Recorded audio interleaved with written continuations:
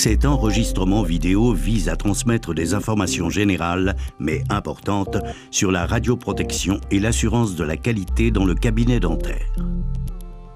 Même si le patient est généralement peu exposé au rayonnement ionisant sur le fauteuil du dentiste, la radiologie dentaire représente tout de même 16% des examens radiologiques réalisés.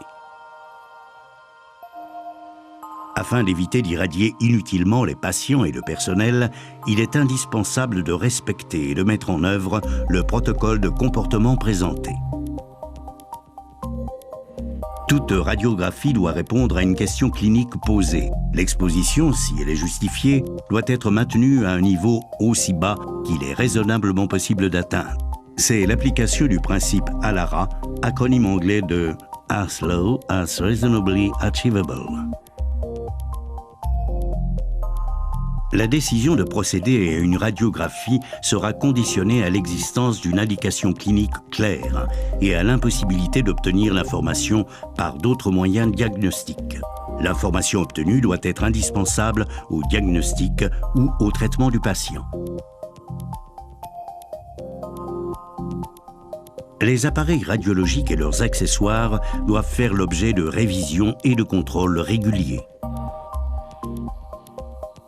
À l'exception des appareils intraoraux, les installations radiologiques dentaires doivent être conformes aux dispositions sur la radioprotection liées à la construction de l'ordonnance sur les rayons X. Les accès aux zones contrôlées doivent être pourvus de panneaux de mise en garde.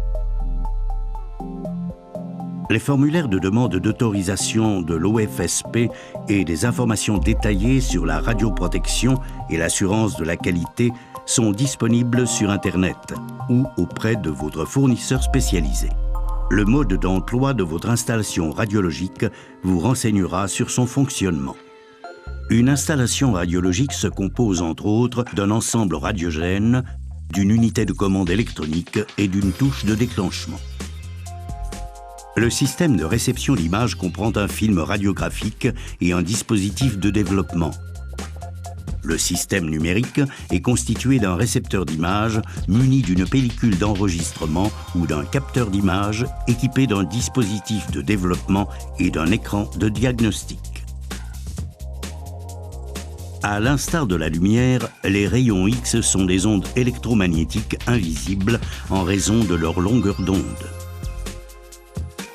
Selon leur type et leur quantité, les rayons X traversent plus ou moins bien les tissus humains, produisant ainsi l'image radio. C'est ce que l'on appelle le rayonnement utile. Dans les tissus, une partie des rayons X est déviée de sa trajectoire et diffractée dans plusieurs directions. On parle alors de rayonnement diffusé. Afin de réduire au minimum la radioexposition du personnel, il est impératif de respecter les mesures de précaution présentées.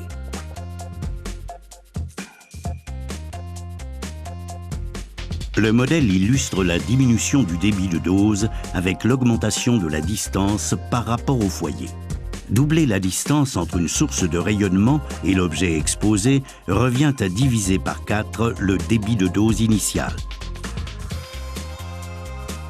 Les courbes isodoses, représentées en vue latérale, illustrent l'intensité du rayonnement diffusé.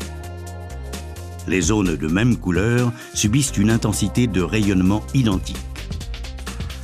La console de contrôle montre les variations de la courbe isodose en fonction de la position du tube générateur de rayons X.